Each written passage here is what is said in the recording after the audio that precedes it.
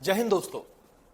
15 अगस्त की तारीख हम सभी को पता है कि 15 अगस्त को देश आजाद हुआ था और हम सभी स्वतंत्रता दिवस मनाते हैं, यानी कि आजादी का दिन जो है वो मनाते हैं। लेकिन क्या आपको 15 अगस्त की तारीख के बारे में जानकारी है कि आखिर क्यों 15 अगस्त के दिन ही स्वतंत्रता दिवस मनाया जाता है, आजादी का दिवस मनाया जाता है?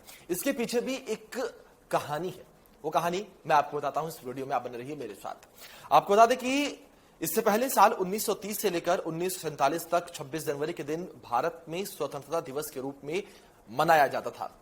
इसका फैसला साल 1929 में हुए भारतीय राष्ट्रीय कांग्रेस अधिवेशन में हुआ था, जो लाहौर में हुआ था। इस अधिवेशन में भारत के पूर्ण स्वराज की घोषणा की थी।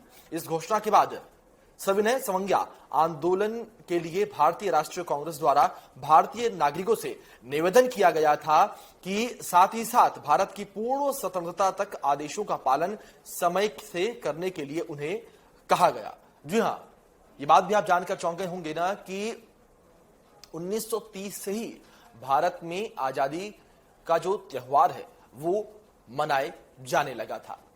लेकिन तारीख बदली हुई थी। तारीख थी 26 जनवरी। लेकिन फैसला कब बदला और इसके पीछे क्या हुआ वो कहानी बताता हूं।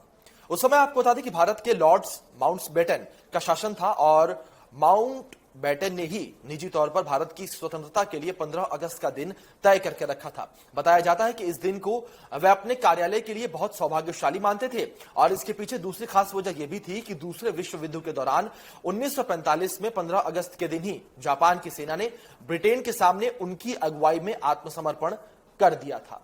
और साथ ही आपको बता दें कि माउंटबेटन उस समय सभी देशों के समृद्ध सेनाओं के कमांडर थे और लॉर्ड माउंटबेटन की योजना वाली 3 जून की तारीख पर स्वतंत्रता और विभाजन के संदर्भ में हुई बैठक में ही तय किया गया था कि 3 जून के प्लान में अब स्वतंत्रता का दिन तय किया गया, उसे सार्वजनिक रूप से घोषित भी कर दिया गया। जी हां, बैठक हुई और बैठक में सार्वजनिक रूप से घोषित किया गया कि भारत में स्वतंत्रता का जो दिन है, जो स्वतंत्रता दिवस है, वो 15 अगस्त को मनाया जाएगा। लेकिन आपको पता है कि जैसे ही इस बात की घोषणा की गई तो चारों तरफ कोहराम मच गया और जो ज्योतिष थे उनके बीच इस बात को लेकर ज्यादा कोहराम मचा और चारों तरफ स्थितियां जो है वो थोड़ी गड़बड़ाने लगी।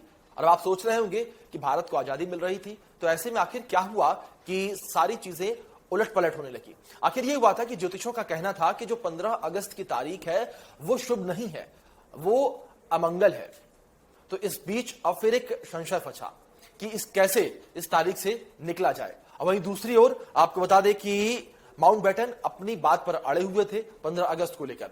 फिर यह तय किया गया, बीच का रास्ता निकाला गया कि 14 और 15 अगस्त के मध्य रात्रि में भारत को आजादी दी जाएगी।